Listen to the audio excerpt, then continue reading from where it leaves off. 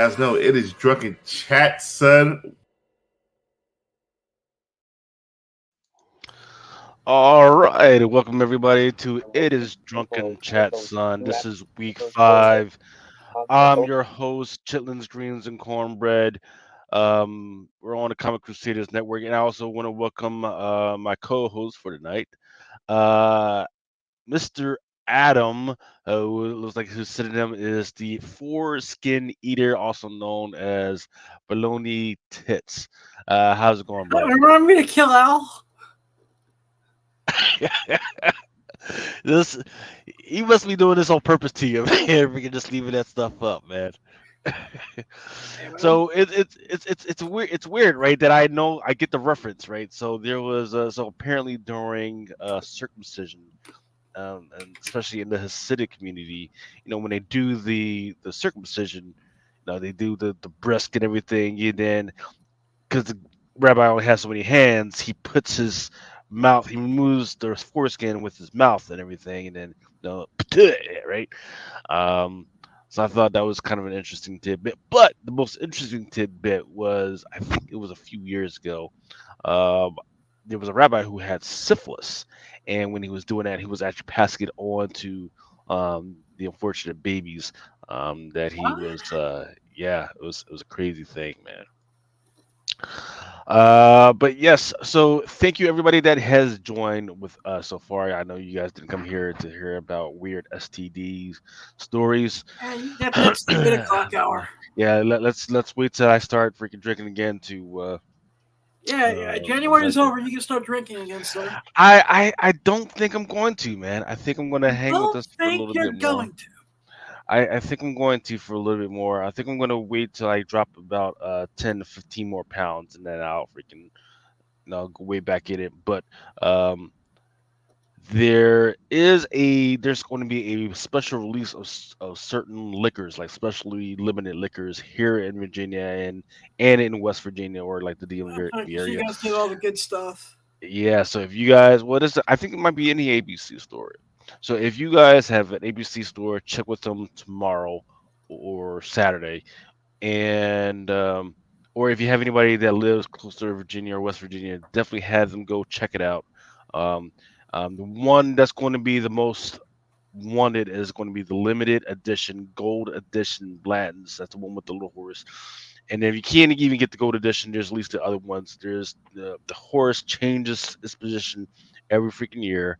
Um, so you're gonna want to check it out. I've gotten 2 years. I've got 2020 and 2021. Can you still hear me? Yep. Okay. I'm I had just a soaking weird. this all in. I had a weird freaking beep beep beep. Um, but yeah, so you can usually get it for $60, and then like right after, they usually sometimes sell for like $120. Right after. So that is What kind it's of definitely alcohol good. is this? It's a bourbon. It's Okay. called Blanton's, and on top of the bottle, there's a little horse, like a little Okay. horse statue, A and horse, a each horse, a horse, a horse. uh-huh, and every year the position of the horse changes because it's like a racing horse, and every year the horse Okay. changes, so people go crazy for that. So, um, but before we get into any of this Madre, I do want to say rest in peace to Carl Weathers, also known as Rocky, Rocky's Apollo Creed, and the Mandalorian actor Carl Weathers. He passed away. He was 76 years old. Um, like I remembered him first from Predator. That was a big freaking movie. And I forgot how big he was. He also later had rejuvenation in Happy Gilmore. He was Combat Carl in Toy Story 4. He had a recurring role in Arrested Development, Street Justice, Colony, Chicago Justice, Brothers, and yada yada yada. But yeah, man, freaking big loss, man. Was just one of those guys that you see Yeah, him just and you're like, oh, it's that guy, but he's been in so much, and like he's one of those out of sight out. But he's a great freaking actor whenever he can get the yeah, freaking he was a role. sweetheart. I met him a few times on the convention scene, and Yeah, real sweetheart of a guy too. yeah. So sucks, man. Hey, He'll but always be 76, man, talking. good ride. Let's be a powerful man.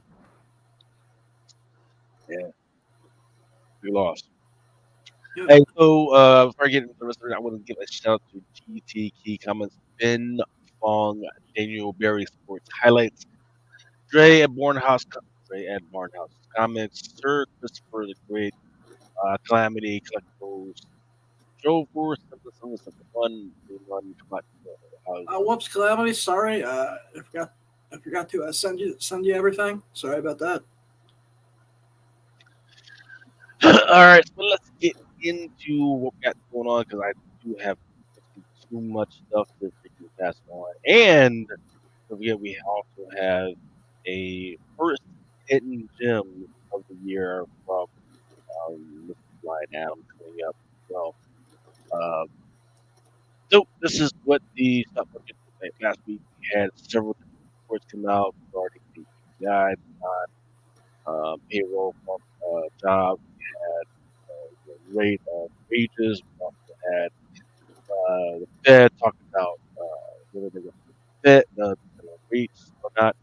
And they said not yet, maybe later, maybe not later, and everything. And everybody was kind of happy about that. That's what it looked like last week. This is what it looks like this week. Some of the big top giants at the freaking top, they freaking went to red like Apple and Google. But our entertainment stocks, ones that we're watching right now, such as Disney, had a really great week. Really great week. I remember, if you guys don't remember when I was talking to you guys that freaking buy it at 86, it went down to 86, but now it's back up to 97, which is really great because what happened this week with Disney is that the federal board, or excuse me, not the federal board, the board of Disney has decided to vote on whether they're going to add two members to the board and kick two out. Those two members, if they get on the board, they have promised that they will make a bunch of cuts. All of the woke stuff, they're going to cut that out. They're gonna shut that whole operation down. They're gonna make sure that dividends get back to snuff. All these weird freaking purchases and mergers and acquisitions are gonna shut all that stuff down. So it's gonna be interesting to see if they can get that done. But that vote is not happening until April 5th. So in the meantime, people are freaking spending up and trying to buy as much Disney stock as they can until then, in anticipation of that vote going on. Warner Brothers didn't have a good week. I'm not sure what happened with them. Paramount is going to be interesting, and I think I do have the story on what happened with that later on. We'll be talking about that. But as far as the stocks that I have suggested that we watch, the Drunken Chat Sun stocks, it had another good week. We went from 1,000. Actually, I think we went down a little bit because we were at 1,116, but now we're down $14, but we're still above the 1,102 mark. We're still doing better than the S&P. Actually, we're doing a little bit worse than S&P, worse than Dow Jones Industrial, and worse than Nasdaq. But we are doing better than the Russell 2000. But we're still hanging in there. Okay. Where did our losses come from? They came from Netflix, which was down 0.51. It came from Apple because they said that those Vision Pros, that $3,500 freaking dollar pair of freaking VR goggles, was absolutely freaking terrible.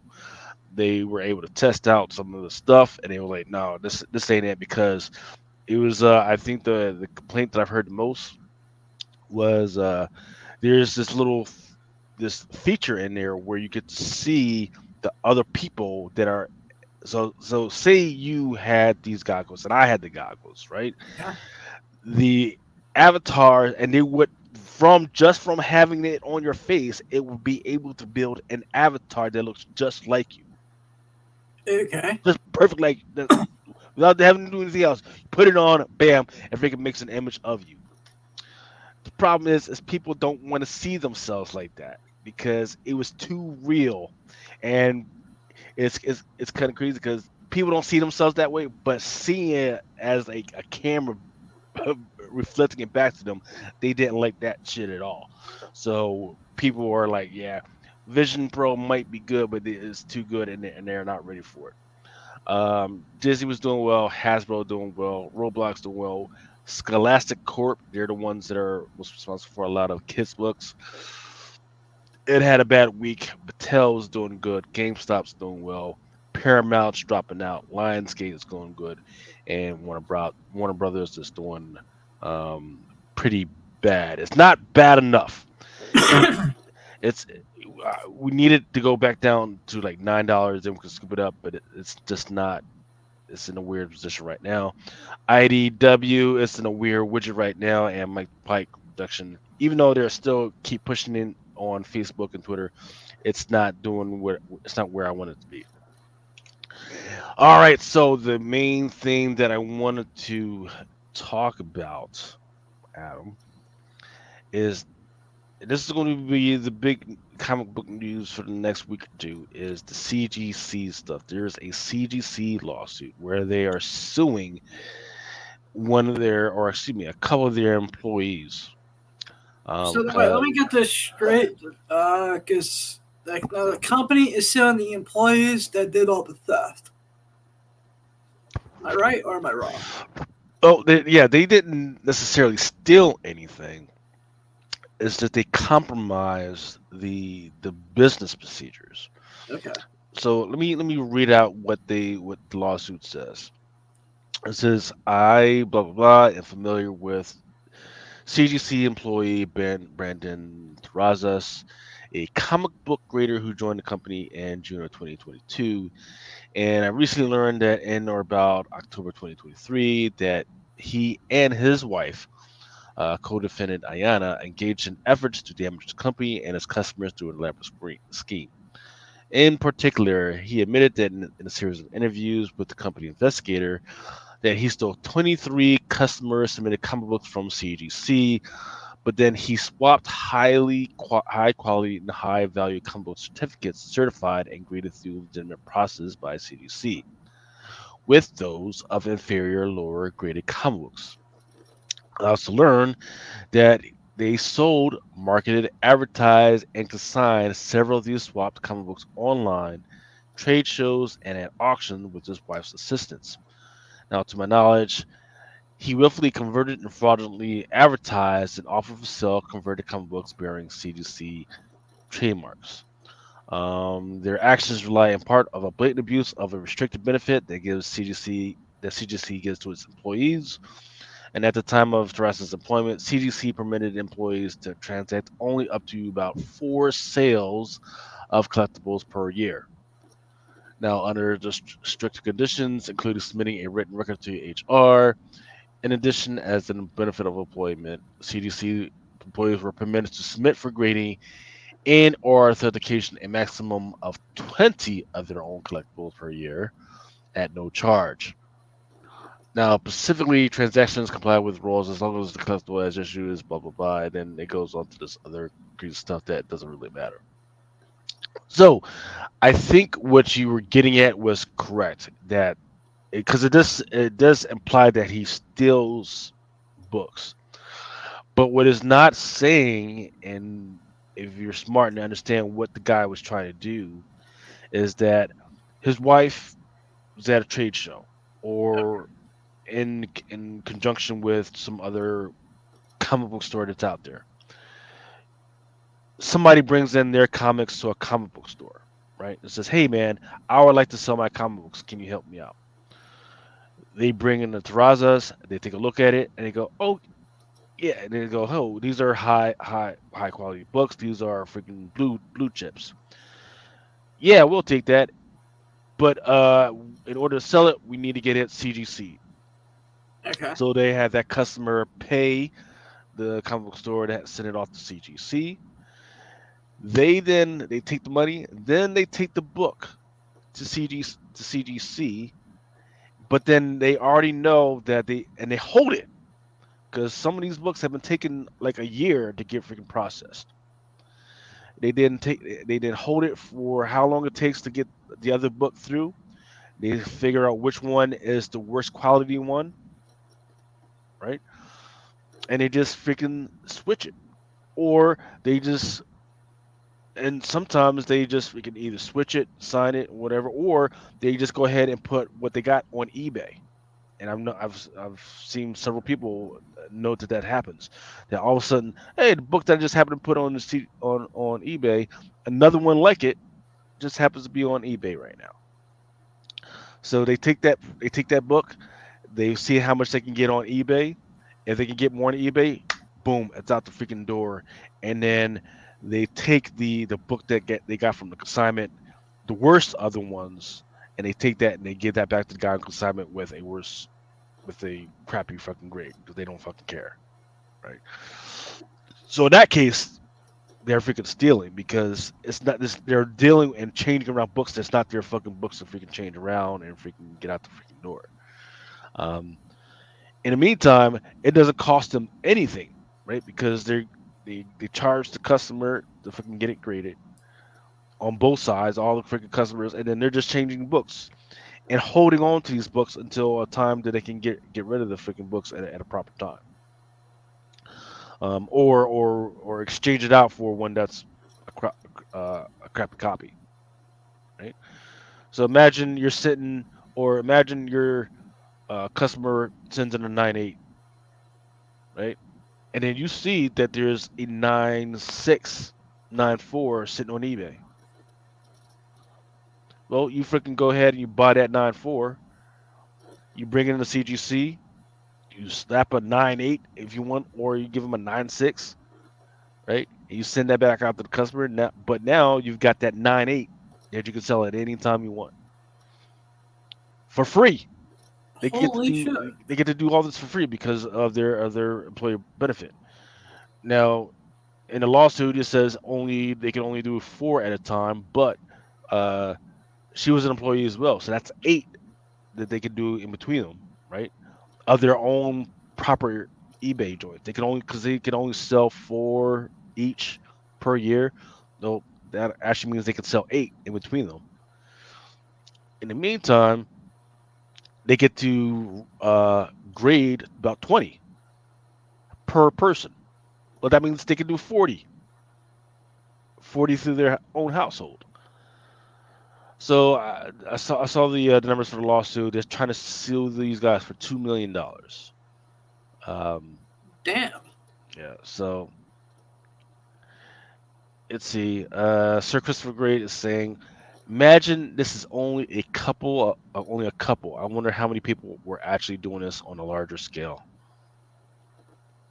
They were the only ones that were dumb enough to admit to it, right? But man, it's crazy. No one knows how to be criminals anymore. Yeah, because this explains to me perfectly why it takes so long for these books to get graded. Perfectly, because I was always cases. Yeah, I was always saying, like, I don't care, like, I don't care like how many books it freaking takes you, like, or how long it takes you to grade a book. It shouldn't take, because there's times that it would be like I would send my shit into I was sending it into during Baltimore Con, because I don't like mailing my books, so I would just freaking boom, give it to the guy at Baltimore Con, and then it would still take a fucking year to get my shit back. Or it would take 10 months. It would take 10 months just for them to receive it. 10 months why the fuck does it take so long for them to receive the fucking books? That's another piece of the shit that don't make no damn sense. So this is why. Because they're holding these books until they can find another freaking copy out there that they can freaking switch around, mess around with, and then once they freaking get their scheme going, then they freaking receive the book, start processing the book, and start their bullshit. Now, in my mind, I had always thought, oh, maybe they were waiting on more copies so they can make a comparison, right? Like, oh, I'm waiting for at least like 10 copies of this one particular book, of this new book to get in, and then we can see which one is best and which one should be 9.8s. I was always thinking that was the possibility, but no, this shit is saying no. These were freaking holding on to it so they could get another copy, so they can freaking switch the shit out, mess around with the freaking things. And then another thing is that it messes up the whole market because okay, I've got they're holding on to a 9.8, or they have the ability to influence what grades are out there, and they're making sure that they're the only ones that have like 2 or 3 9.8s, while everybody else is getting freaking 9.6 and 9.4s on their shit. Unless, of course, you pay for the pay for the what do you call it, pressing. Yep. You can't tell me that that's not fucking a conflict of interest that you get to press and then freaking put that shit and then grade that shit. I don't understand how we fell for that shit. Let's see. Joe 4771 says he doesn't think the wife worked for CGC. She just helped him. I think that's a possibility as well, but it does have her listed um as a co-defendant in this. Let's see.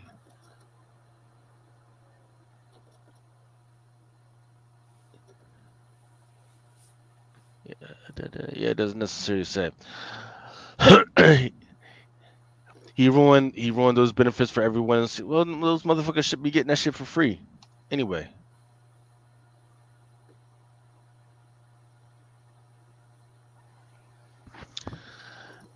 Let's see. CGC should be the one being sued. Yes, everybody should be fucking suing CGC.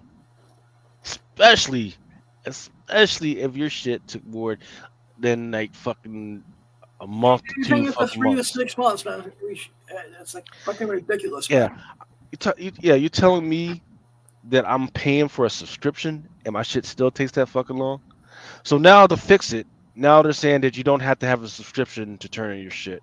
You don't have to have a paid subscription to turn Is in your that why shit. they're saying you could just have a free account now? At least that's the latest email I get from Yeah. CBC, like twice a hmm week.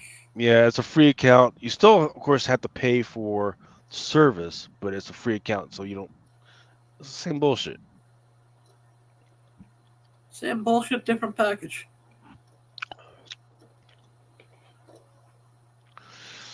See, Dre says that believes that it won't affect the market. People rather get big money on a slab than small money on a raw. Well, you got to go back to what I'm implying is that a lot of these slabs that were coming out, they're not necessarily freaking 9.8s. You can't trust the grades because employees like this fucking guy were fucking around with the Manipulated the whole grades. thing, so you don't know what you really have. It's crazy. hmm How easy is it to print up a label, have a He, bunch of extra labels laying on, and be like, no, nah, this yeah, is, fuck this he was, guy. He yep, 9.8 company comes in 9.2. yeah. He was specifically holding on to labels and switching labels. So if you're the type of person that's going to go, well, no, I'm not going to pay for this shit.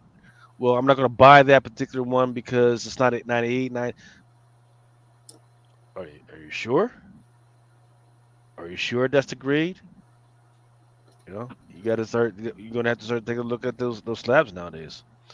Joe 4771's saying class action lawsuit for all comic collectors slab prices, effective raw prices too. Yep. You guys find a lawyer, I'll freaking get in on that.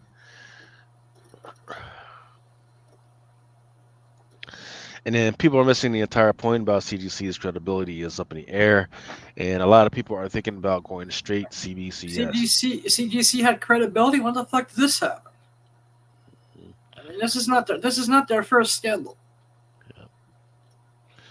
Now I've been to CBCS for a while. In fact, my last submission was through CBCS. I put it in Baltimore. I I, think I, I, I've I've only been like, used CGC like 3 times. I'm a CBS person, so yeah, I sent my shit in, and then I think I got my shit without a rush on it. I got my shit back like 3 weeks later, so it's good. and anytime with CBCS, the thing that I always liked with them is their customer service is top notch. Whenever I've had a problem, you know, getting in touch with someone has always been really easy peasy. All right, moving on to let's do a mail call. This is the stuff that I got in the mail. Just to put this out for you guys, make sure you guys are understanding. Right now, Ultimate Spider-Man #1, the second print, looks like it's going to be allocated. They're telling retailers that all the stuff really? that you got, yeah, they're saying that, hey, all the orders that you guys put in, you or you guys are not going to get that, especially if you ordered after FOC.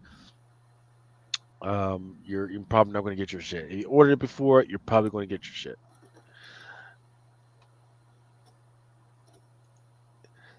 And Jay's talking about, and there's always a question about without scandal, cracking slab, sending it back and getting a higher grade. Yep, that was a little scandal that happened right before this was even the thing. Yep. And then Dynamite is talking about Army of Darkness. Man, they've got some pretty good covers with Elvira, James Bond.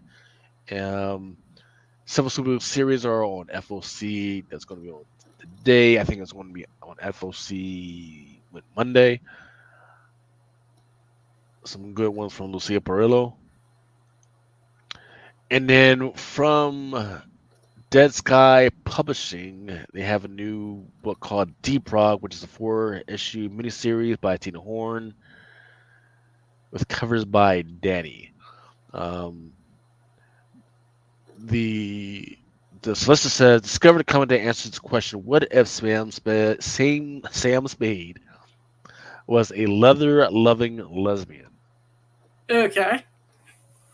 A lot of leather, some whips. I think this is and a dude in a gimp mask, so I think this might be down your alley, Adam.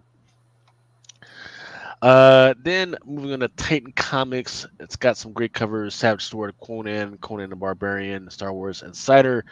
But I'm kind of loving this Guma, the beginning of her number 4. It's a foil. Excuse me. I feel I'm speaking like I'm fucking drunk, and I haven't even drunk any alcohol. Maybe that's why I'm all fucked. But this cover is going to be Sozo Micah, and it looks absolutely freaking amazing. Looks great. It's got her in a nun outfit, but it's a sexy nun outfit with like ass and chaps and shit. Nice. Sexy nuns. Yeah. Time for confession.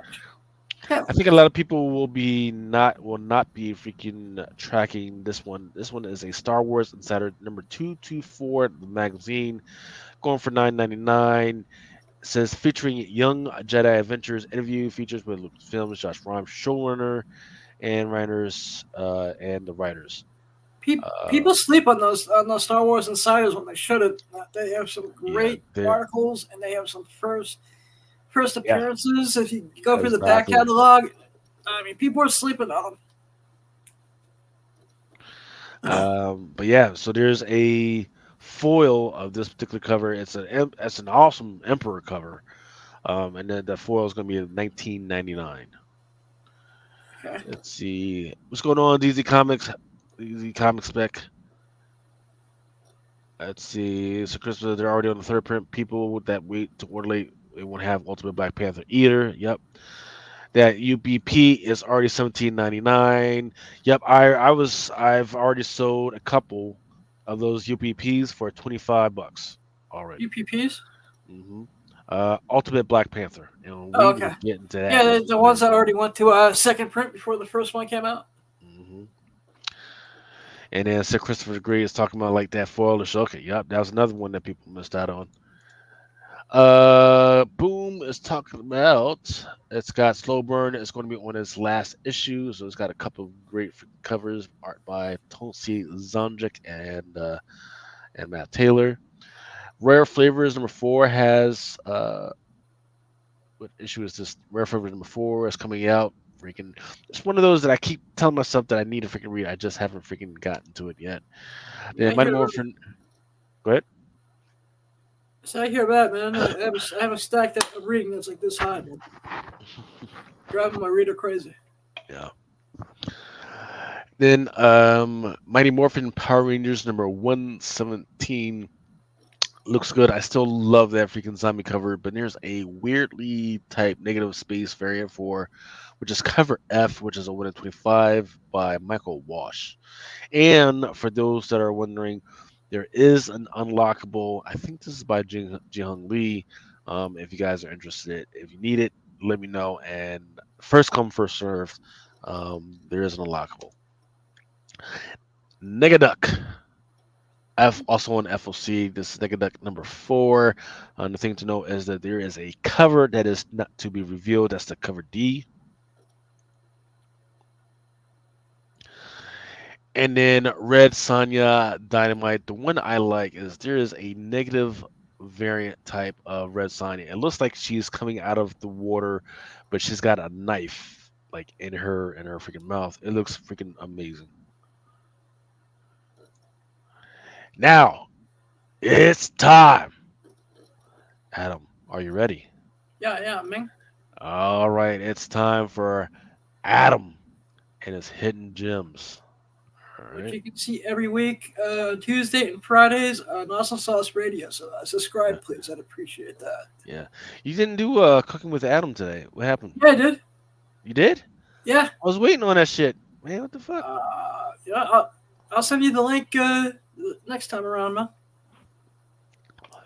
Yeah, Like I said, I was waiting around. I've been dealing with like weird health shit all week. So just like certain things that slipped my mind. If I forgot about something or you know forgot to do something I promised I was going to do, I apologize in advance. Hey, no problem. All right. You gave me a short list this week. And I appreciate that because I had to get a whole bunch of other stuff together. So Yeah, here we like go I with said, it. I didn't think I was gonna wake up in time for the show, so I didn't want to give me burden with the whole list and then not show up. So it's okay. So the first two that we have up is Daredevil, The Man Without Fear, issues number 146 and 147. Well, Tell me about Bullseye this. is casted for Born Again, and this is one of my favorite Bullseye Daredevil fights. Mm. And it's them fighting on the TV station, and I just really think if they do Bullseye right and do something right, I'm already seeing his certain appearances of his blow up. But the 146 has got that black cover, which is always a pain in the ass to find in high grade. But just some fun stuff that you can find affordable if you can't find like the 131 or some of the other keys. Ah. So how much do you think we should be paying for these? Like around the $10 range, Okay. maybe 15 on like super high grade. Okay. Like I said, I've been tracking them on the bay, and they're not going to break the bank. All right. And I'm a little biased when it comes to Daredevil stuff, but that's me. All right. Next up, you've got He Said, She Said presents the O.J. Simpson story. I don't really. You see, I had this on. You can find this in dollar boxes. This may be a good $5 to $10 flip. You know what happens in say like May or June-ish, give or take? It's the 30-year anniversary of the infamous Bracco chase. You said This year is the 30-year anniversary of the 30 OJ. years. Jesus. Well, is I don't OJ remember out? the exact month, but I remember exactly where I was. When the chase was going down live on TV, because me and a couple people that I was hanging out with, we were flipping between the basketball game and the chase. Okay, so 30-year anniversary is coming up, so the OG's okay. I can see that definitely. Yeah. That was just me being a sick fuck. All right, next up we've got Marvel Tales Spider-Man with Dazzler, issue number 232. This is a Todd McFarlane cover. It's got the Dazzler, who's a spec darling right now.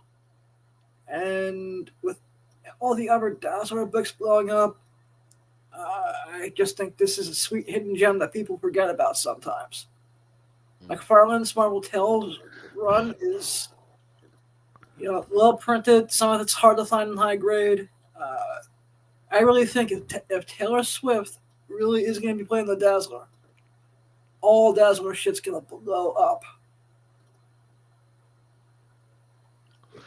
Well, it all depends on how long, because sometimes they do tend to kill these stars off. But let's see. Oh, definitely. But I know if Marvel's smart, they just put Taylor in the role and just like don't fuck it up. Yeah. All right, that was the end of. That is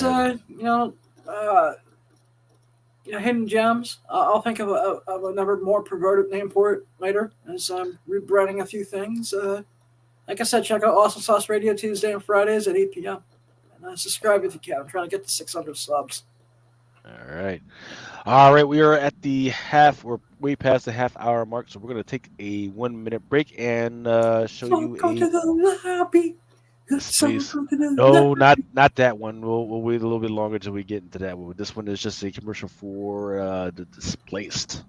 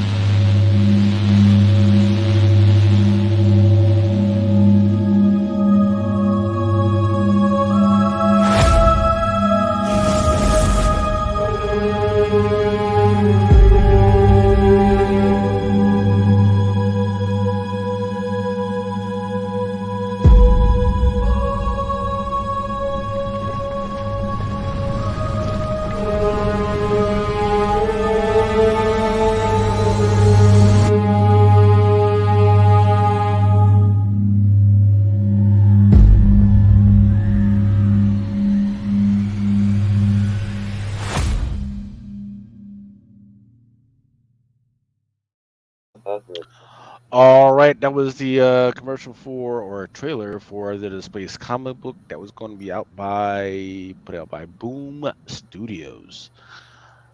Nice. Again, it's got a whole bunch of creepy music and creepy art, but I have no idea what it's supposed to be about. So, good luck with that one. It looked creepy, man. All right, so I didn't get a chance to ask you, man. So, how was your week, man? Anything cool and interesting? Yeah, it's been a quiet week. Did my 2 shows. Basically, just been recovering from whatever all the freaky shit that's going on in my system, and I'm gonna go back to the doctors on Monday, hopefully, and figure a few things out. Ever said that, just doing my thing. I got one or two things in the works, but they're early stages. Well, I mean, no judgment, man, but with all the nasty things you used to do in your younger days, man, I'm pretty sure that all that stuff maybe just be catching up with you. Nah, it's more about the other health condition I've been dealing with for the last couple years now. I wish the other thing, to be honest. That would be easier to explain.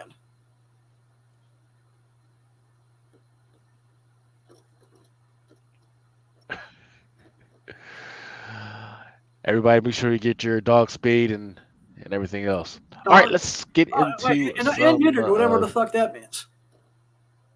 Yeah. Spayed and neutered your pets. It's maybe a your weird kids. world, man. I don't know.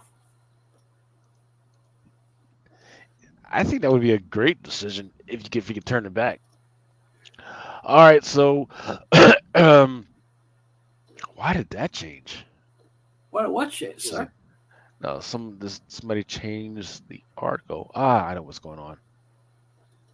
I'm in the wrong one. You touched the signs.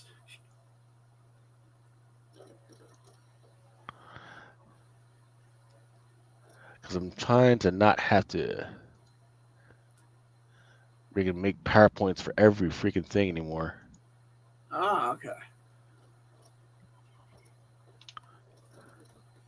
You find that to be easier for you, or? Oh yeah, because I'm just using my RSS feeder. Yeah, how's Yeah. your week been? Ooh, freaking eating my nails, watching stocks, trying to make a buck. This whole Ultimate Black Panther thing was crazy. Um, but all right, here we go. Looks like we're ready. Star Wars announces a new Ashoka series for summer 2024. This is gonna be interesting because there were some newer characters that were in there, or characters that we've seen in previous, or were seen in like Rebels and that other stuff, but they never quite made it into the comics. So if they do it right, this could be the first time that we actually see the father, the brother, the sister, and or the mother, which are these outside entities in the Jedi freaking for Star Wars galaxy, and they could make their first appearance in this comic book. That's if they do it right, and that could probably, in the way that the episodes ran, it could be within at least the um, first two episodes, or excuse me, first two issues, if they do it right. Issues, episodes. All right, cool. So I just started watching Rebels, so I'm like early in like season 1. So Mm. I'm really starting to dig it. Lot of I love lot of setup. Ahsoka, so you know, I hope that it just has the potential to do well. I hope they don't mess it up. Um, Facebook and Instagram parents, Facebook and Instagram parent Meta platform sets a stock market record, adding $200 billion in market value in a single day. Holy shit! Everybody's favorite topic these days is Taylor Swift. Japan's embassy had to issue a statement about Taylor Swift's Super Bowl plans. What did they Actually, say? I'm betting to see how much screen time she gets because that's an option in your fantasy betting over Is at it? I'm gonna have to check Sportsbook. that out. I shit you not. They have a whole section of you can bet on if Taylor Swift gives her boyfriend a kiss over on betting on FanDuel. Yeah. So the Japanese embassy had to put out a thing that says, "Hey, despite the 12-hour flight and the 17-hour time difference, the embassy can confidently speak now to say that if she departs to Tokyo in the evening after her concert, she should comfortably arrive in Las Vegas before the Super Bowl begins." This is crazy because she's Who not cares? even in the Super Bowl. She's not even in the Super She's not Bowl. even playing in any of the teams. But holy shit! Yeah. All right. The Empress of Earth, the ruler. Warner Brothers has finalized a deal for a Buzzy Sundance documentary, Superman: The Christopher Reeve Story. The deal Interesting. is, yeah, the deal is going to be valued at $15 million. Holy shit! And looks like we have a question from Joe 47771. He says, "Adam, you haven't had enough adult actor ladies lately." Wait, what do you say? Yeah, I don't know if it's a question or just a I haven't statement. had enough adult. I haven't had enough like porn stars on my show lately because it's award season and award season is you know always I difficult to book guests. The last 2 weeks. Yeah, I got a few things lined up, just finalizing stuff at the moment. And it doesn't help that I was COVID positive for the last 2.5 weeks. On top of having a severe immune deficiency condition that my doctors didn't want me to leave the house for a while. yeah. Uh, Screen Rant put out an article that talks about something that's happening in DC Power 2024.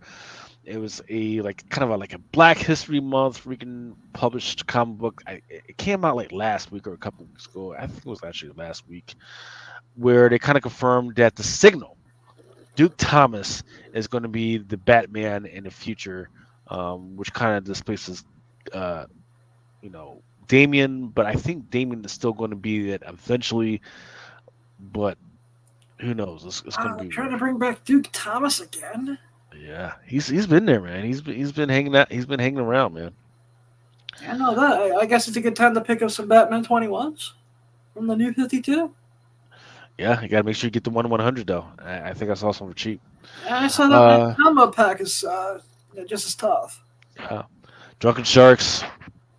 You guys got to the end of the show to go ahead and pick up that Duke Thomas if you want. What was that Batman number 21? Batman 21 from the New 52. There is a 1/100. Don't get that. Combo pack. One of those combo packs I really like. Yeah, don't get that mixed up with the director's cut or anything like that. Charter, the Comcast. It's not Comcast. It's cable company. Is blaming Disney for a loss of 248,000 freaking subscribers. Okay, well, I mean, we're trying to sue Disney anyway for making dumbass freaking deals. Oh boy, everyone wants a piece of my ass. Bring it. Oh boy. The Amazon says video music spending rose 14% in 2023. U.S. economy added 353,000 jobs. Disney Descendants leads Tokyopop's April 2024 solicits. So there's some type of project out there that's called Disney Solicits. Interesting. Oh, excuse me, Disney Descendants. Oh, so it's like are these like Disney princesses? It looks like it. Oh no, wasn't there that show called The Descendant or something like that? Possibly. Yeah. Mickey Mouse took enough of my money with Laura Cannon last year, for crying out loud. Oh, So this one is talking about the Ultimate X-Men trailer, which I have queued up for you guys later on. I didn't see the trailer yet. Yeah, Disney began cracking down on streaming password sharing. Now they fucked up on this one because I came home one day and I was getting ready. I was putting on Hulu and freaking Disney Plus, and then I was like, oh shit, my fucking password is out. So I was like, man, I gotta go downstairs. So it wasn't just me because I freaked out and I just had it wound up resetting all my passwords. Yeah, and I was like, I'm gonna just leave it. And then in the meantime, it came up like, hey, freaking, you need to like reset your freaking credit card. But I was like, you know what? I don't really fucking need it right now because they don't have anything new for me right now. So I was like, you know what? I'll wait till they actually have something new, and then I'll maybe think about freaking getting it. But I'm like, I'm gonna see some money here. So I think they kind of fucked up with that one. They shouldn't have fucking kicked people out. Like I said, it's been like that with streaming across the board because I have a shared account with one of the family member, and also they're like this device is recognized. Yeah, but is that family member in the same house with you, or? Yeah. Okay. Yeah, just that doesn't recognizing my device. Yeah, as long as that person, as long as y'all don't have different IPs. No. You guys will be straight. They're just like, if this is a temporary device because you're on vacation or something, we'll give you a pass pin so you can use it temporarily. Yeah. Thank you, Netflix. Disney activist investors showdown set for April 3rd, shareholder meeting. Super Bowl 2024, SpongeBob SquarePants recreates Sweet Victory performance during the Nickelodeon broadcast. So, just like there was a Toy Story freaking broadcast for one of the games, they're going to do a Nickelodeon type broadcast where they show the same thing, but it's kind of with a Nickelodeon type flavor. And then SpongeBob looks like SpongeBob is going to be the theme for that one, and he's going to sing some sweet performance, Sweet Victory thing or whatever. So that should be interesting. Yeah. So this goes along with Paramount freaking trying to do more, freaking get more into the freaking game and kind of get these feelers out of like how much of the NFL they should buy because people are trying to buy like pieces of the NFL. So this is going to be interesting to see. So in the meantime, the fact that they're putting SpongeBob as an IP is still out there and freaking doing this freaking thing is amazing. So I'm kind of shocked that SpongeBob is so cheap right now. SpongeBob is like over 20 years old at this point. Yeah. I was checking out that the first appearance in a published work was probably, and I'm talking about from its own company. There was a Nickelodeon magazine from 2000, I believe. And that one's like going for like $120. It's not too bad. So that's 20 years before its first comic book, which was in 2000. Oh, excuse me, 10 years before its first comic book, which was SpongeBob #1 in 2011. So, which is a very tough book to find in the high grade. Yeah. Tim Burton is going to direct Attack of the 50-Foot Woman remake from Gillian Flynn. We talked about this earlier. The comic book grading company was hit its ex-employees with a trademark suit.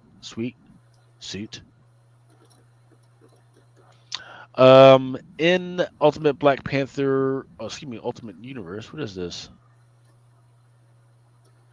I think they were releasing panels from Ultimate Black Panther, and they found out that Okoye, one of the Raj Melange, whatever you want to call her, is she's Black Panther's wife. Huh? Interesting. Look, that is not interesting because all of the Dora Melange are his wives. That's kind of the deal. They are his wives. So, and they're sworn to protect. Awesome. That was they didn't put that in the MCU because they know a lot of people would get upset about that's his thing. But he's African. You mean the security force that was after Bucky, the Falcon Winter Soldier? They're all married to him. They're all married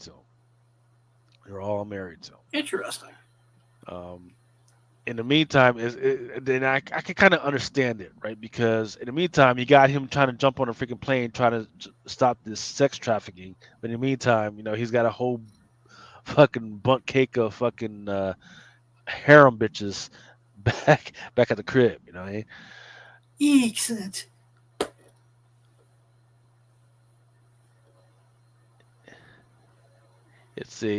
If you didn't buy Sir Christopher Great says, if you didn't buy that Ultimate Black Panther #1, good luck.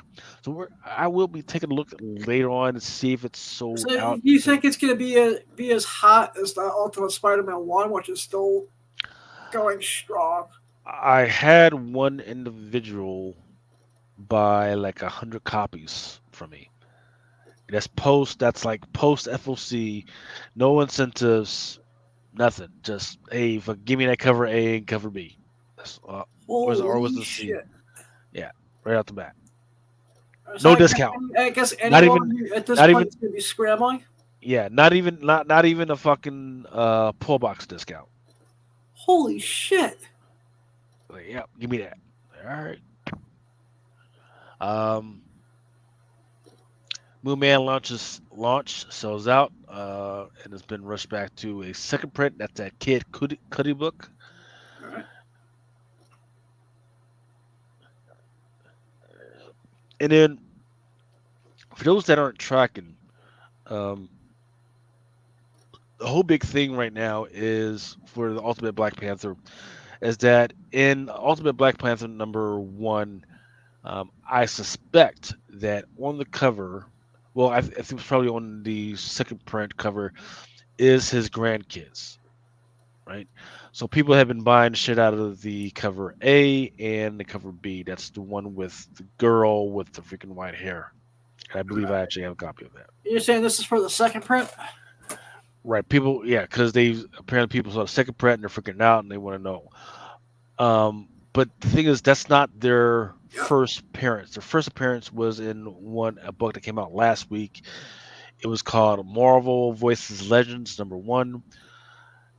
And the last story, T'Challa is an old man, and he's taking care of his grandkids, Tafuma and Zulika, and they've already got powers, right?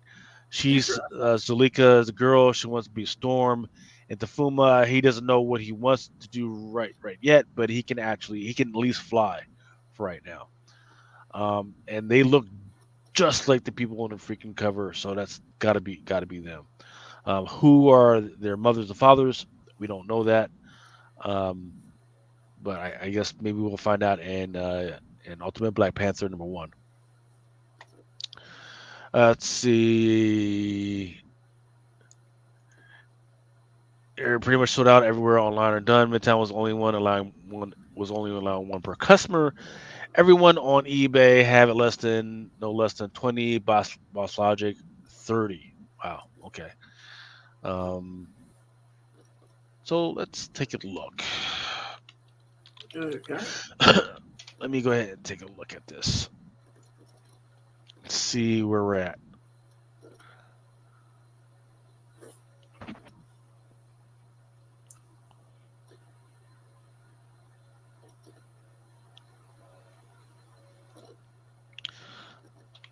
Ultimate.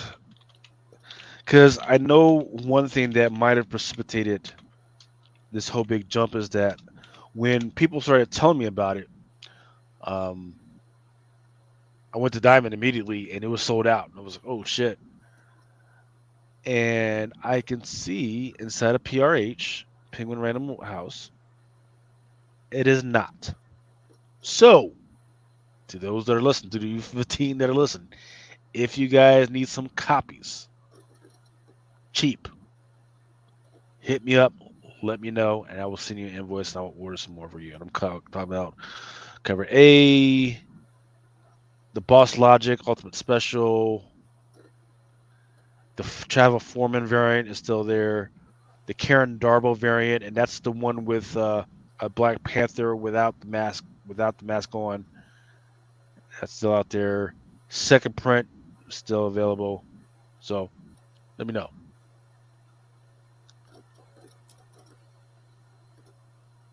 Roger, we'll call. Yep.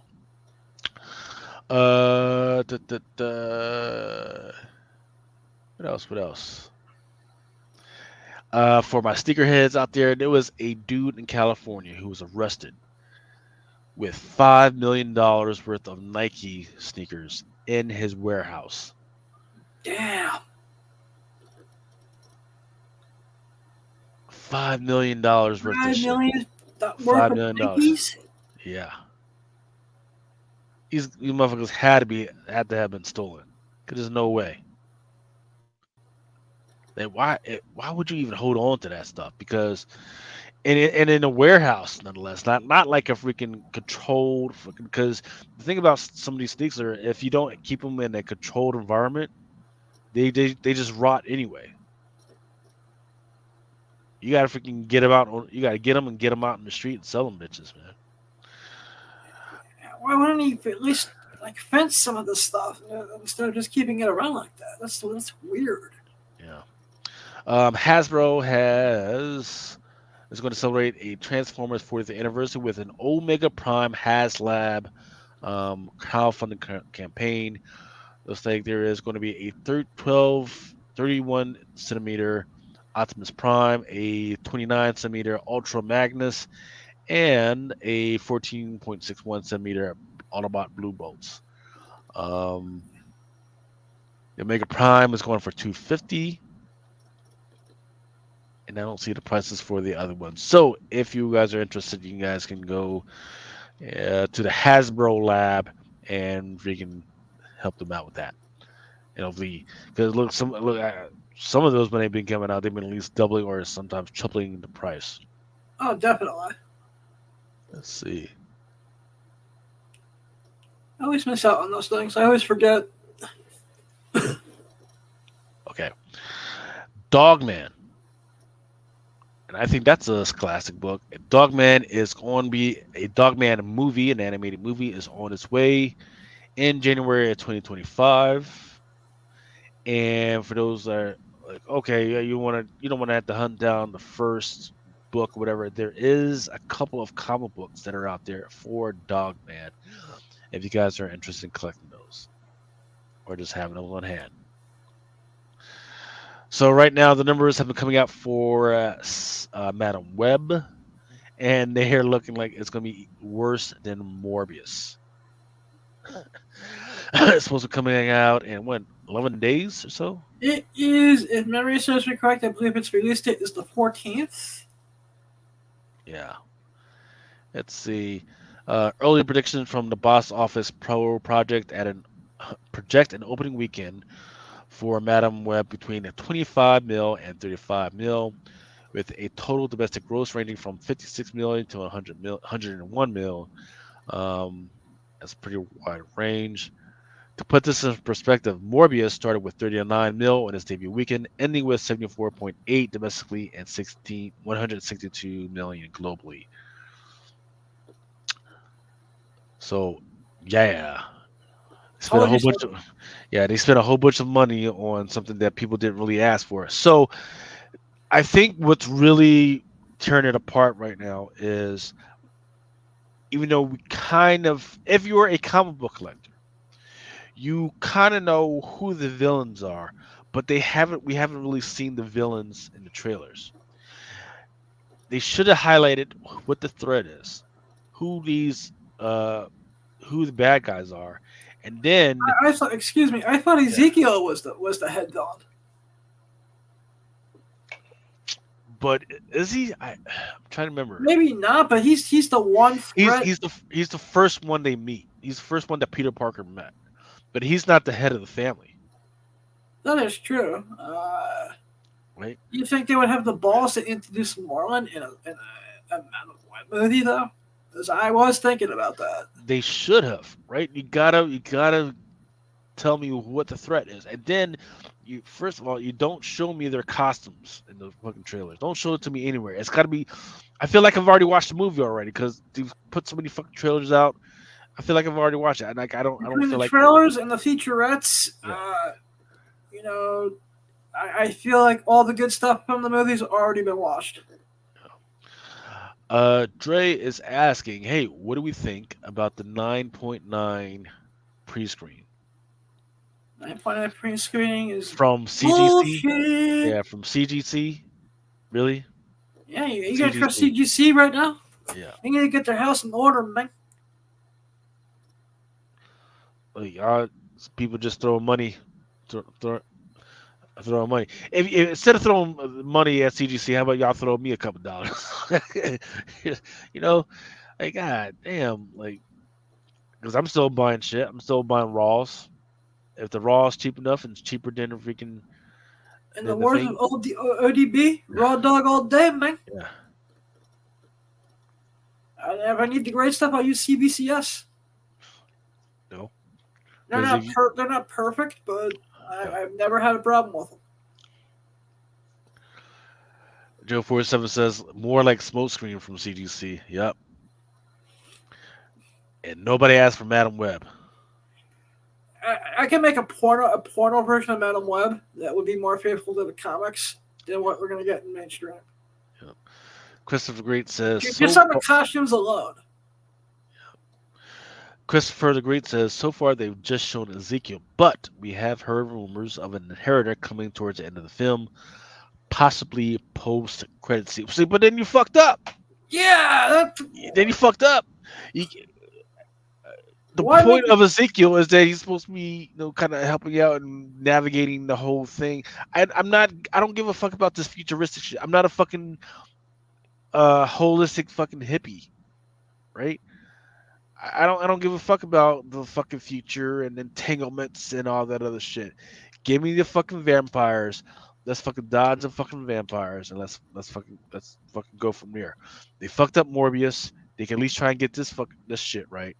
Sony just needs to stop where it's ahead and just put out something good. I don't know what's gonna suck worse, this or Kraven. Oh. I mean, who wants a solo villain movie from Spider-Man villains? want to see them going up against Spidey. Yeah. I mean, they could have, if they had used Craven with Spidey, they could have done Craven's last time beautifully. Yeah. I think they're trying to rush a live action Spider-Verse, and they're fucking up very royally. Yeah. Drea Barnhouse Comics says the vampire flicks are going to be on a roll coming soon. That was the plan. Like I've told people that Hollywood tends to do things in phases, right? Well, and they push out genre stuff in phases, right? Like you'll have your Robin Hood phase and your King Arthur phase, so you'll see all that. Then you'll see a bunch of like animal movies coming out all of a sudden. Whatever is the, the topic of the fucking day, you'll see a whole bunch of that. And you get your This, werewolves. yeah, this year was supposed to be, werewolves and vampires, right? Remember we were supposed to have the fucking Blade movie, and this movie was supposed to be Inheritors and all that other stuff. But guess what happened? Kaiju's, which was supposed to happen last year, but it didn't because of a whole bunch of weird stuff, and is kind of taking over 2024. And I know a lot of studios are looking at that Godzilla -1 and how much it took to make it, which was like Nothing. really fucking cheap, and they made a whole bunch of freaking money, and people freaking loved it. Buttload of money. So much money that they are going to re-release it in black and white. They did that last week. I think that was 1 week only. Mm-hmm. So that's crazy. That's crazy to me, right? So you're going to see a whole bunch of studios go, oh shit, and then I guarantee you, by the end of 2024, 2025, you're going to hear a bunch of kaiju movies done for cheap. Is what's going to freaking happen. In fact, I think Apple has a kaiju series out. It's called Monarch, and it was done by Matt Fraction. Yeah. But I can guarantee you, it didn't cost as cheap as this shit. Superhero sequel Aquaman and Lost Kingdom tops the weekly Voodoo chart, so somebody's watching it. Michael B. Jordan has been tipped to lead Disney's new Hercules film, and this is from GreekCityTimes.com.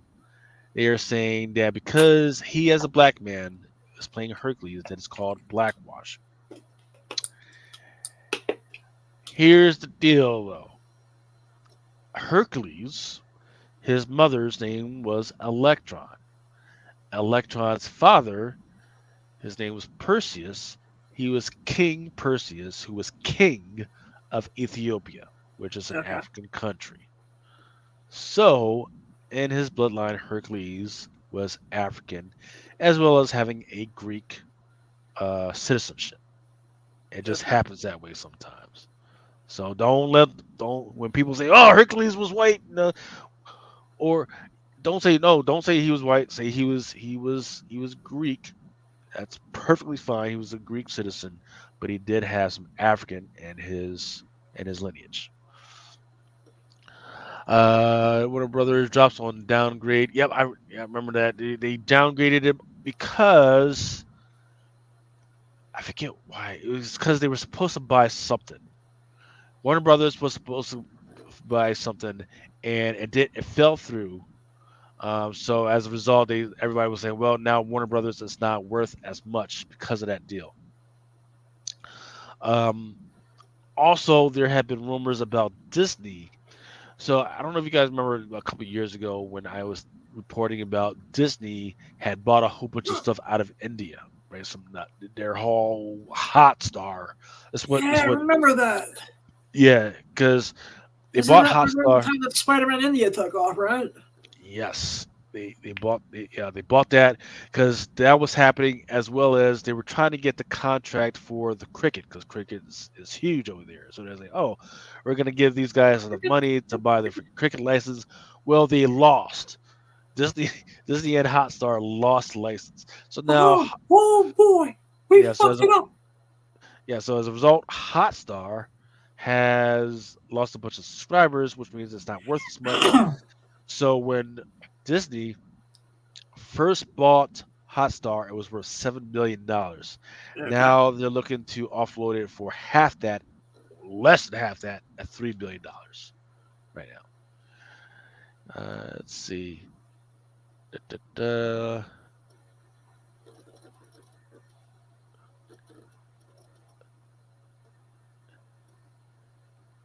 I'm looking to see what was it that Warner Brothers was trying to buy. It's not in here. Nope, they didn't put it in here. All right.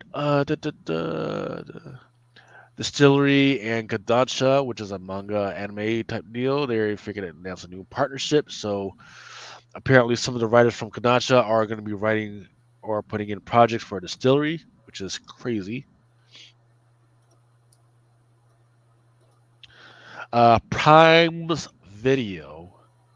Have you watched Has Been Hotel yet? No, I have not yet. Has Been Hotel is about it's about demons, right? They're chilling down in hell, and every once in a while, heaven comes down and just slaughters like everybody they can find. Okay, you piqued my interest. Yeah, especially when hell becomes like overcrowded. Right? So they go in, slaughter it, freaking just right. But there is a way for people to get out of hell and go to heaven, but they gotta repent and do all this other stuff. Okay. So there's one hotel led by Satan's daughter that tries to get these characters, these other demons and people, to repent so they can go to heaven so they don't die. But the people that are coming through this hotel for this recuperation are like the worst of the worst. They're like murderers and rapists and just all around perverts and everything. So, and this cartoon does not shy away from all this stuff. Like, and it's called Has Been Hotel. Has Been Hotel. Like, where can I watch this? Amazon, and I think the pilot is actually on YouTube as well. I'll check my Prime later. Yeah, there's orgies and all types of killing and all types of shit going on. All right, I don't get any work done Monday. It's all because of Lucas. Let's see. And I think that's it for this week. And I guess, let's see. Sir Christopher Great says, "Hey, remember the Inheritors is supposed to be the villains for the Spider-Verse storyline. They talked about each Spider-Man will have their own yet connected stories. Of course, I think that would be amazing. I would like to see, especially the Miles Morales type deal, that Edge of Spider-Verse. I would like to see the Inheritors over there and just cut a path through all those freaking Spider-Men that are just hanging out there. Just kill them all. And freaking let's do a reset, especially for some of these characters we got. Okay, so we are now at the 1 hour mark. Let's go ahead and play another trailer. No, not yet. Not yet. Let's do the Ultimate X-Men #1. But let me take this off first. Hold on, let me take this banner off first. There we go.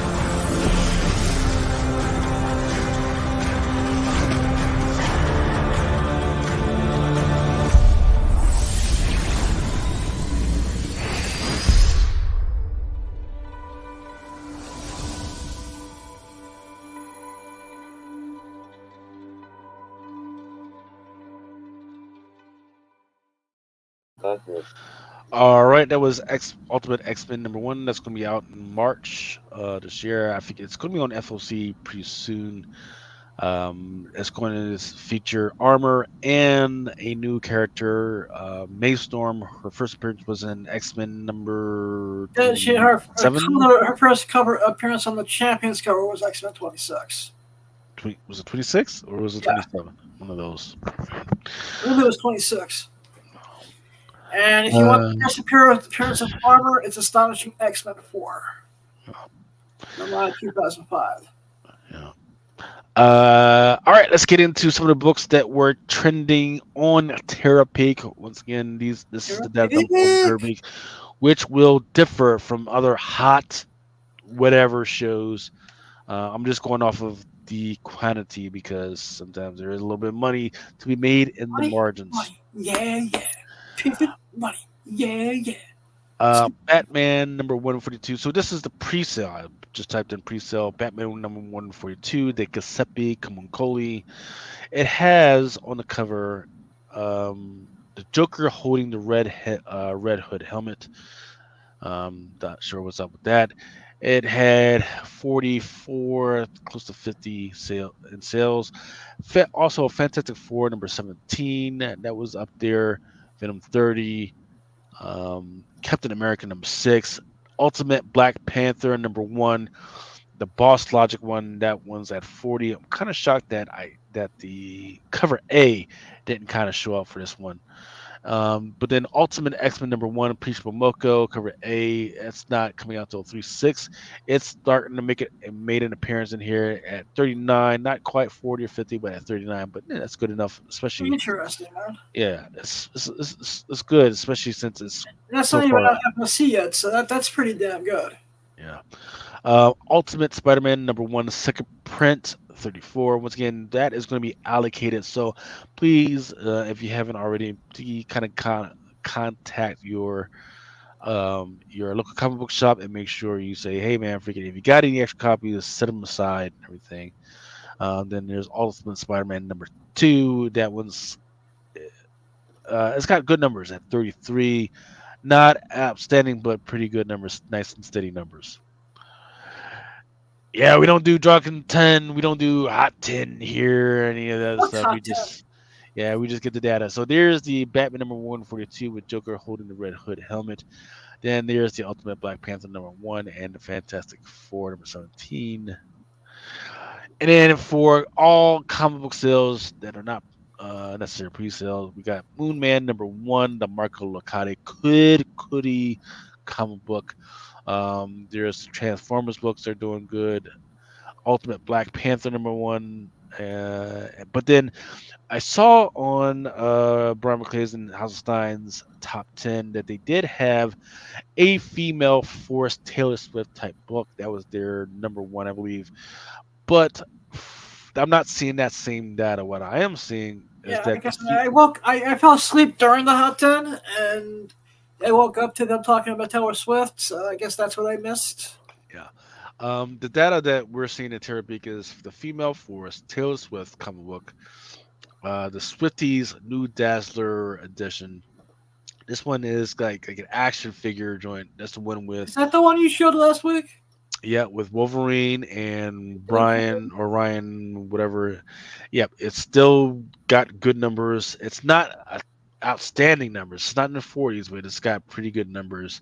I guess because people need to freaking wait and get their freaking copies before they put them online and everything. All right, here is some of the stuff that came out on January 31st that had pretty good numbers or just pretty good stuff. The Dark Ride, a Tony Freak special. That one was good. It's kind of like I forget the name of that one cartoon with the giant freaking robot. It's like a homage to that one. Then the Amazing Spider-Man 252, the facsimile. Yep. The Psycho card variant. Sirens of the City number 6. Duke issue number 2. It had several covers. Then Adventures Inc. number 5, the Hildebrandt. book 2 for Avengers Twilight. Watch. I think that's gonna have legs for a while.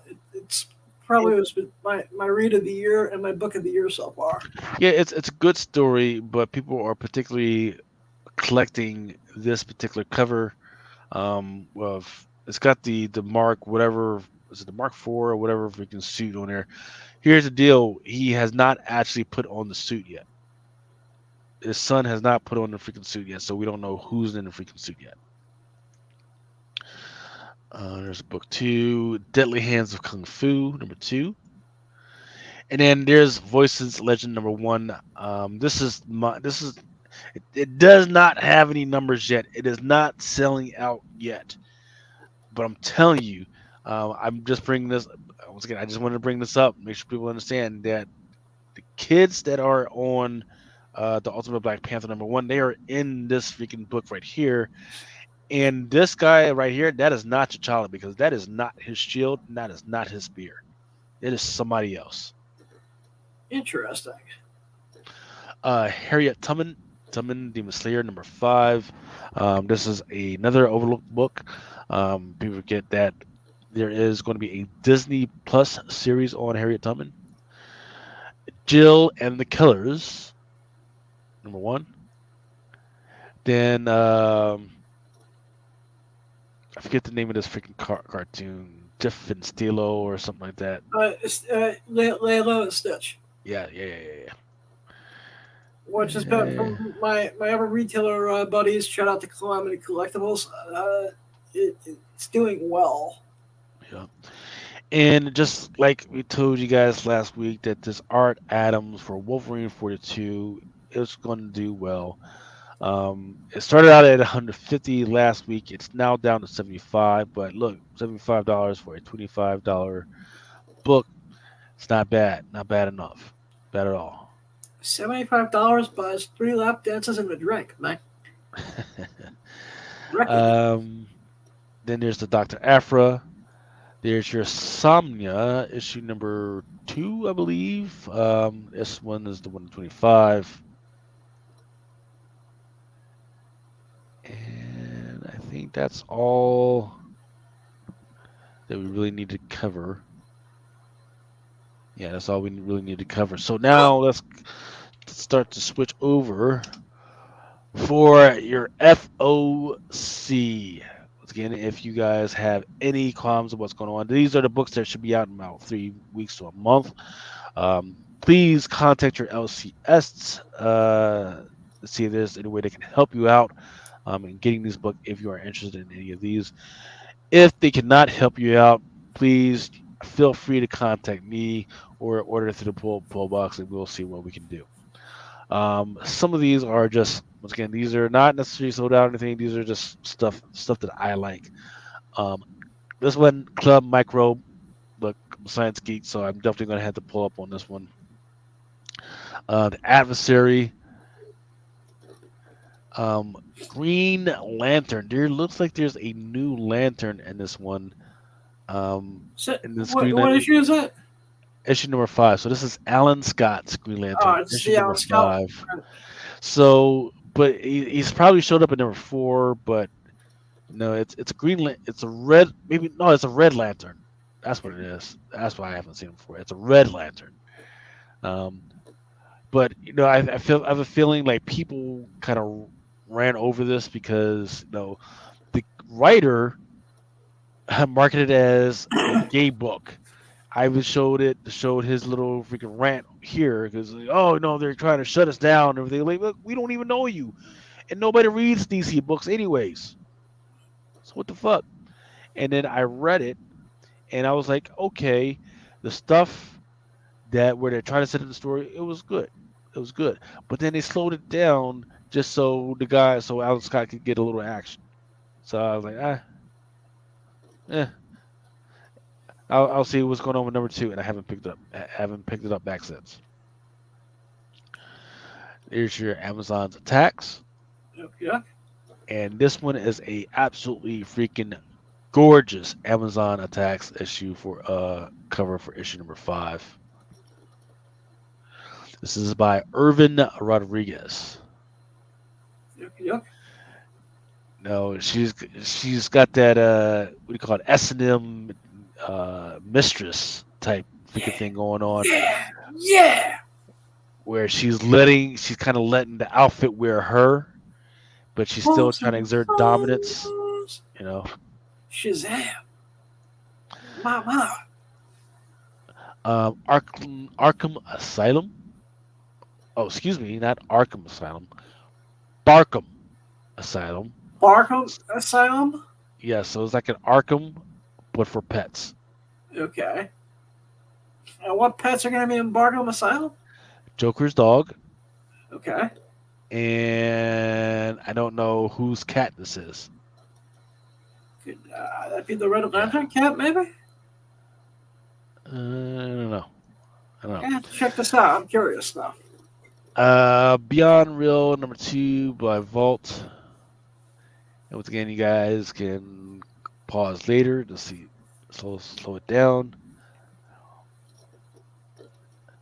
Choco and leche. Choco leche. So I don't know. All I know is choco leche in Spanish means chocolate milk. However, on the cover you got two fat guys or two big guys and they're covered in blood. So I don't know what's going on here. I'm going to stay quiet on this. I don't know what's going on. I don't want to know what's going on. I don't know why they're pouring chocolate milk on their bungholes, and it's scaring me, man. Yeah, they do have some. I heard that milk does the body good, but come on, man. Yeah. Don't be wasting food like that, sons. So this one is Detective Comics 1082. It's Batman riding on a dead horse. This one is by Riccardo Federici. I have read this one, and the villain in this one is Dr. Hurt, which is nice. Yeah, it's like a version of Thomas Wayne or something like that. And the parts with Batman are like bewildering, right? You're like, it's kind of hard to read. In fact, excuse me, I didn't read this one. I read 1081. I don't know if I have a PDF for you, but the parts with Batman and Dr. Hurt, it's like, okay, it's kind of hard to read and everything because the art was weird. But then they go out of this sandstorm and they go over to Gotham, and then they go and they talk to the people that Dr. Hurt has touched, and you realize that he is a sadistic. He will have you do all types of shit and mess your life up, thinking that you're actually doing something good, just to have your life all fucked up. This is a good read. This is definitely a freaking good. At least 1081. 1081's a good read. So definitely go ahead. I'm gonna have to check that out because I loved Dr. Hurt back in the R.I.P. story from Grant Morrison. Yeah. So I'm definitely gonna have to check that out. This one is your Sebastian Famora. I think the point they were trying to make is that Dr. Hurt's got him out there trying to break him. The Devil That Wears Off My Face. Okay. Here's the Flash #5. This one is a Trish Mulville cover. And then the variant cover by James Stocco for the Flash #6. Issue #5 was actually pretty interesting because it's got his son, Jai West. And Jai West is having one of those conflicts of identity right now because he's the only Flash that cannot run fast. That's not his power. His power is like super strength. So he straight up told his dad, like, I don't want to be a superhero. I just want to chill. I just want to be a normal person. So. Okay.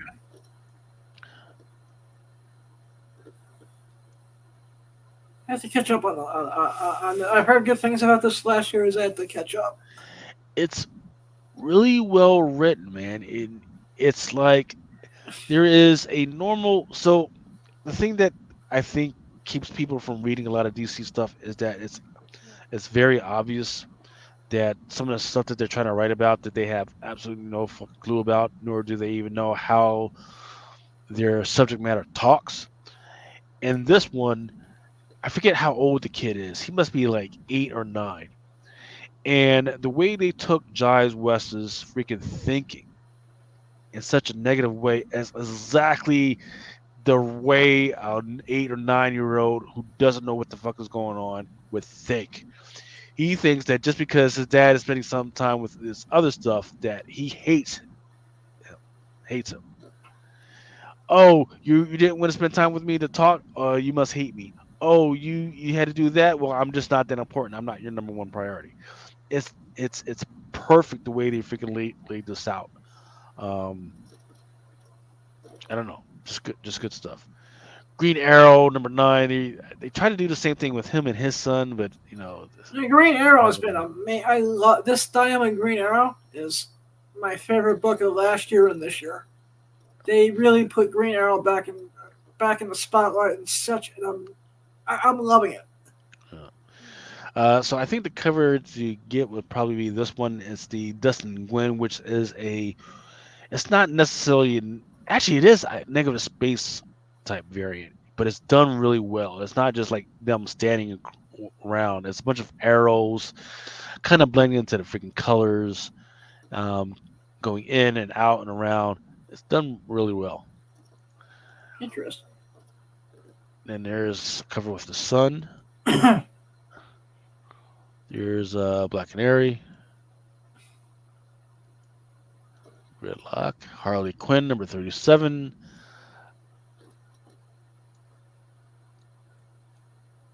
I kind of like this one, this Sebastian Famora. Okay. Excuse me.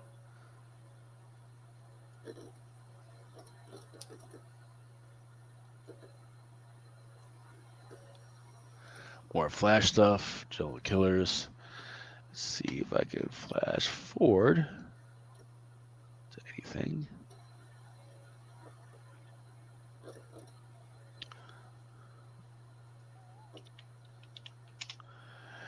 Kiva, Scout Comics on #1. There is. I'm going to have to look at the the solicit for this one at some point. But right now, what I'm looking at is there's a dog, and it is staring out of its doghouse. Right? Okay. And but the doghouse is covered by another box, like this clear box. Okay. And then everything outside the box is apocalyptic. It's freaking the end of the fucking world. So I got to figure out what the fuck is going on in Scout Comics. In the meantime, yeah. In the meantime, freaking please do not discount Scout Comics because they have at least one movie in the last 2 years that they've actually put out. That was The Black Demon. And then they plan on doing several other ones based on the Black Demon series. Scout gets something out like every other week, so. Mm-hmm. Okay, so this one is a shout out to Brian McClay, Legalization Nation. Yep, I think this is going to do well. It is, and they're releasing it on the perfect week. This releases on 4/17, so you'll have it in time for 4/20. Good shout out. So this is a visual insight, speaks simple truth to power, and acts as a conscience of the true cannabis culture. Let's see. Let's go to 199. Penguin #7. This one is the I can't say that name, but I can say Francesco Mattina. This one, it's really good. So I actually read this story last not this particular issue, but issue #6. It's really good. It's really fucking good. It's about how he came up. It's sort of like a year one before he turned really bad. It was him just working as a bartender, for Falcone, and how he was feeding info to Batman so that he would eventually, so that Batman would take out Falcone's guys, and eventually Falcone, so that the Penguin could take over. Nice. Good stuff. It's another one of those books that I'm just gonna at this point read and trade because not enough time in the day sometimes. Power Girl number 6. This one is the Laura Riga kind of ski chalet or winter sweater weather. Yeah, I was gonna say. Another great cover. And then this one is your Panosian. Red light. Red light. This is your book homage cover. Yep. Ribbon Queen number 8 looks like a really great cover. I think that'll probably sell out. Either that one or this one. This one is a movie homage cover. Interesting. Spot Pilgrim has this weird 20th anniversary edition box put out by Oni. Then it's actually got 2. Then Sydney Hammer number 1. I don't feel like reading the solicit, but I can tell you I'm going to get me a copy of this. This girl is in a jailhouse outfit, but booty shorts. She has a hammer. Yeah. Specking up, fucking. No, yeah. there's no. We don't sir. know that. We don't know that, yes, sir. Yes, sir. We do know, sir, because in the back of her, the only thing that's there is a 200 to 300 pound gorilla, Right, and a zombie Nazi. That's interesting. So yeah, I don't believe there will be any. Hot chick, a gorilla, and a Nazi. Holy I don't believe there will be any coitus in this. Yeah, probably not. Joe 4771 says, "Have a time." Nice. Patrick Mell says that he's done buying Scout books for spec. That's for sure. I think that's fair because they've had some projects that they've put out, and it doesn't matter whether they've actually produced the movies. People still don't care. So I think that's fair. I think the last Scout book I thought that had mad potential was Mitch. And that's all sitting in a buried box somewhere for me now. The one with the rabbit. Oh yeah. The only Scout book I still do really super well with is the Ric Flair book. But I'm not selling that to comic book fans. Suicide Squad. There's a Ariel Olivetti. It's a great freaking King Shark freaking cover. I think I'm gonna need that in my life. Is that an open order? Yes, I believe so. Tender. Let's see what else we got here. Because I don't want to go through every single one of these. Let's go to 13th Origins, Scout Comics, Dragon Thrall. Okay. And let's go to number 2. Duke, issue number 3. It's supposed to be telling the origin of what's the lady's name? The villainess? Baroness. Yes. It's supposed to tell her origin. Yeah, I heard it's supposed to have a couple of first appearances in this too. That I was reading what Big Clutch was talking about on social media. I think it was like specifically Rock and Roll, Clutch, and I forget the other guy. World Tree number 33, issue number 8.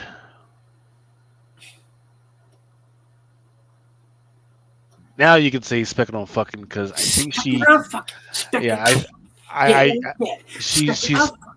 she's naked obviously, and I think she obviously probably had sex with the guy, but then the guy is also dead. So she killed him by fucking.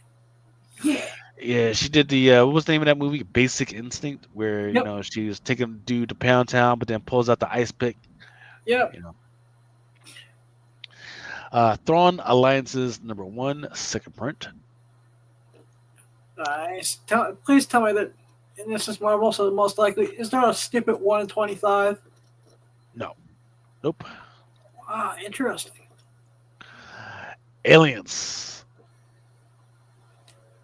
Nice. I believe this is Delato. All right.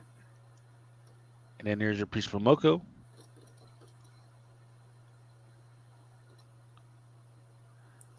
This is your Perillo. Oh man, that's a good one too. Perillo's on fire this year. So yeah, it's got the dude. He's in one of those little sleep chambers, and he's awake, but he can see an alien that's outside. You can see him in the reflection. Pretty cool. Then there's a Scotty Young for Aliens. Okay. Here's your Avengers. Issue number, what is this? Number 11. With a Black Knight Whitman cover. Okay.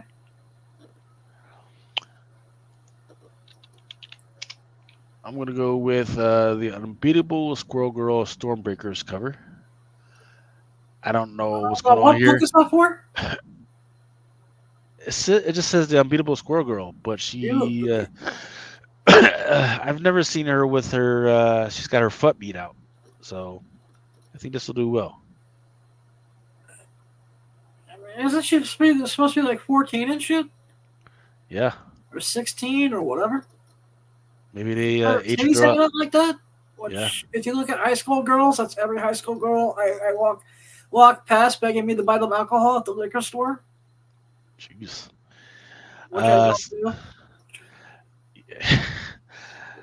Sensational She-Hulk. It's got some pretty good covers, but nobody's reading. There's a black and white face shot. All right.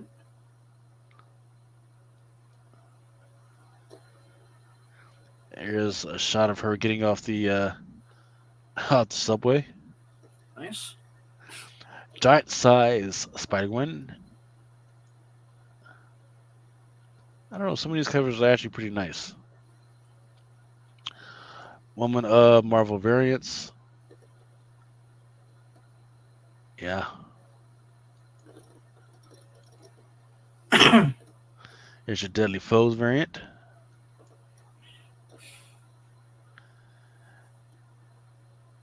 I'm not sure what's going on here. It looks like she has a sword, or like she's calling for the power of Grayskull. I don't know what the fuck is going on here. Interesting. Miss Marvel Mutant Menace. Okey-doke.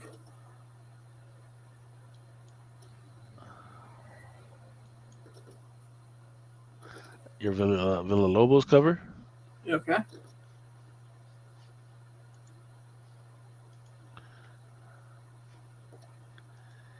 And let's see. Here's a piece from Loco. Nice. All right. Now let's go ahead.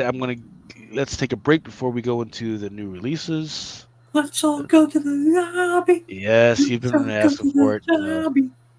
Thank you. Let's all go to the lobby. Let's all go to the lobby. Let's all go to the lobby to get ourselves a treat. Delicious things to eat. The popcorn can't be beat. The sparkling drinks are just dandy. The chocolate bars and the candy. So let's all go to the lobby to get ourselves a treat. Let's all go to the lobby to get ourselves a treat. All right, we're back. Here are the ones that are coming out this week for February 7th. And some of them are either sold out, or the stock is low, or we've gotten warnings to watch out for these. Guma, the beginning of her issue number 3, written and created by Ji-Hung Lee. This one is just freaking gorgeous. It's just a young girl going through it, crying, everything. I don't care whether this is even attached to a comic book. It's just a beautiful piece of freaking art, man. Beneath the Tree Where Nobody Sees, issue number 3. Nice. I may have to wait and trade because I can not get an affordable copy of number 1 to start reading it. Daredevil Gang War. There is on the cover. Is this you know is this villain? She's been around for a while, and I think she's supposed to take her mask off now, so we can confirm whether it's the same girl from before. I think that's what's going on with this one. All right. Fantastic Four number 17. This one has got on the cover. This one, and this is an Alex Ross cover. It's got somebody wearing a Fantastic Four costume or uniform, but they're dead, and we don't know who it is. Interesting. Then there's your Ultimate Black Panther number 1. It's supposed to be coming out this week. We got the cover A. That one was the hottest one for a while, but then it was overtaken by the Boss Logic one. But then I think that once people realized that there's the Darbo or the Foreman, well, actually the Darbo, that's the one with his mask off. Well, and we got to read what the fuck is going on. So we'll see.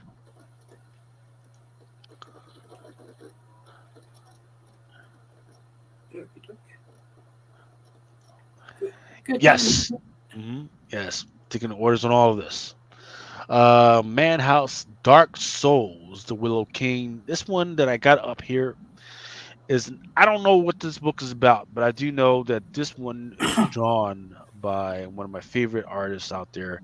I actually had a couple of Zoom joints with her. Stephanie Hans, man, she's just amazing because she can freaking have a full on laughed out conversation with you and just still be fucking drawing her ass off, man.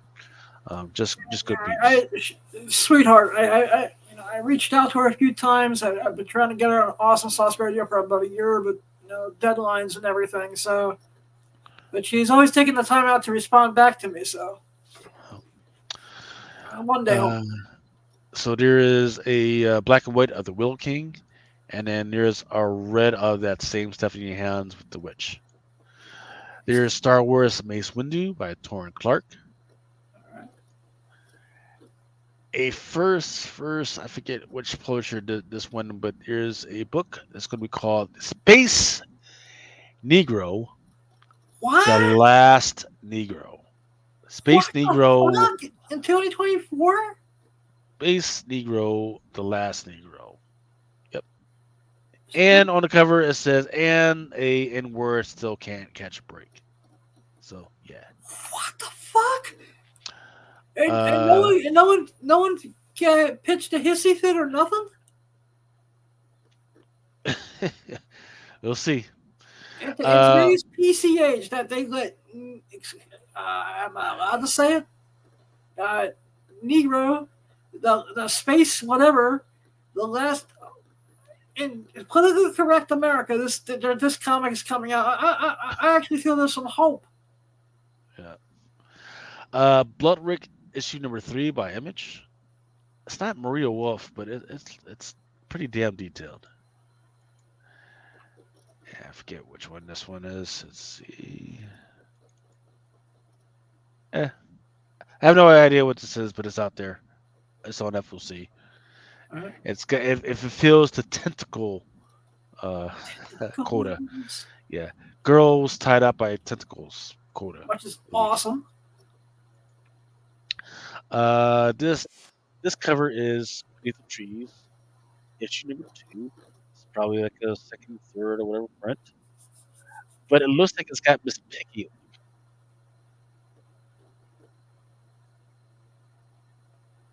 Duke, issue number 1, some second print.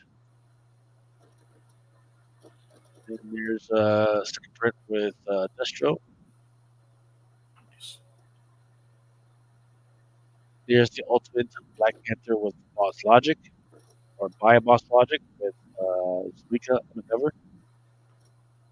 Nice. Then there is it could be Black Panther or could be Tacoma. Not sure who's Black Panther. Then there's the 1 in 10 design variant, and then there's your 1/100.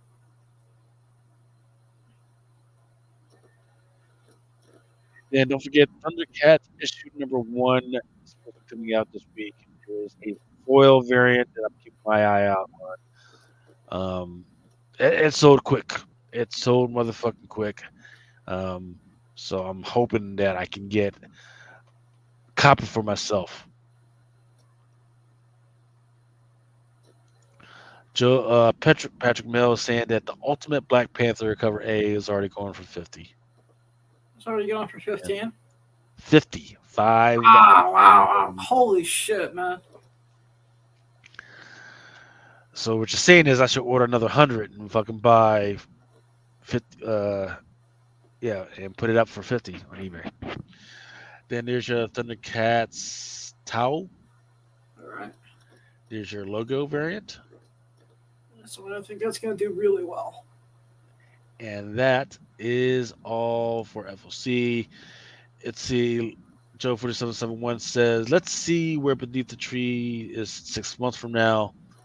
And Patrick Mello says, spoiler, Miss Piggy won't be in issue number 3.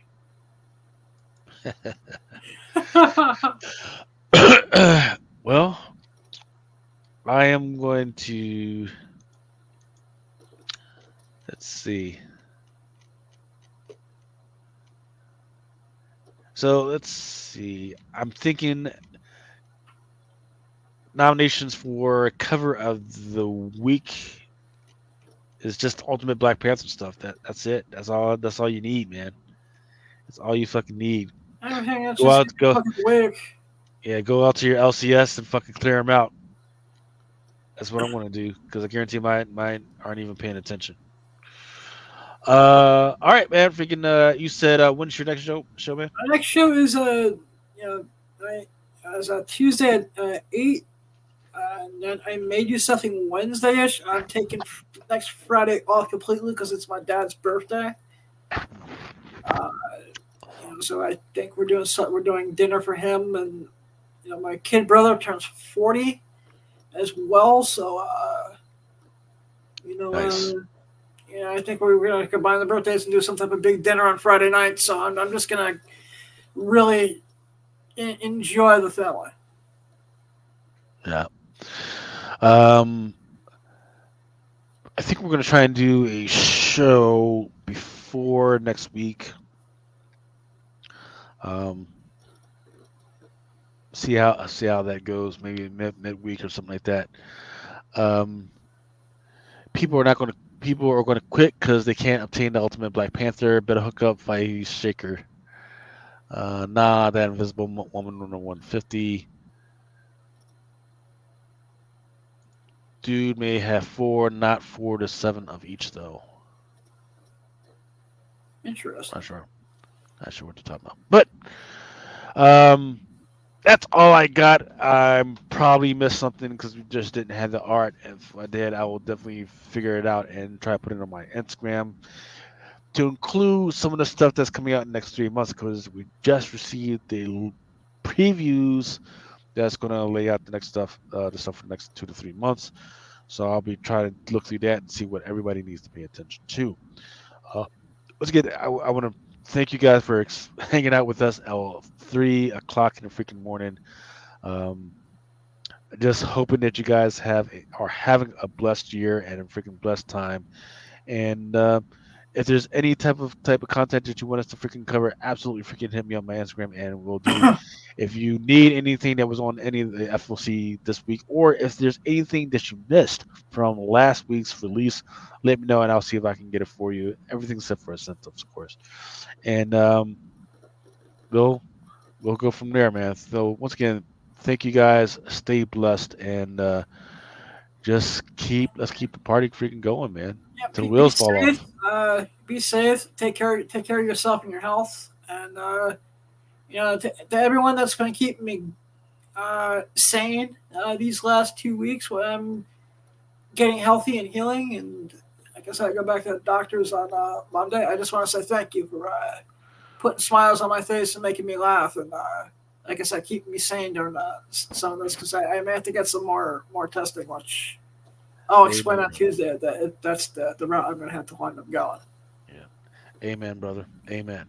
All right, I love you guys. guys. Peace out. For each man in his time to take, until he walks along the beach and sees his future in the water, along the arm within his reach. I never needed a one-to-one. Sometimes men take matters into their own hands. You want answers? I think I'm entitled. You want answers? I want the truth. You can't handle the truth. As you guys know, it is